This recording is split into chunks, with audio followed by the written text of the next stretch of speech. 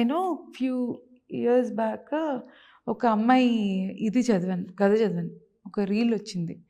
ఆ అమ్మాయి ఒక చిన్న పల్లెటూరులో స్టేట్ టాపర్. సో, ఆ అమ్మాయికి కొంచెం ఫేషియల్ హెయిర్ ఎక్కువుంది. మొహం మీద జుట్టుంది. సో, తను టాపర్ అయ్యాక చాలామంది ట్రోల్ చేశారు తనని.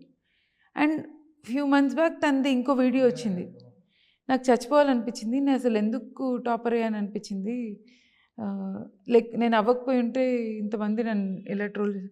నాకు అది చూసినప్పుడు అనిపించింది ఎంత important to tell little girls that looks are not important. What you do is important.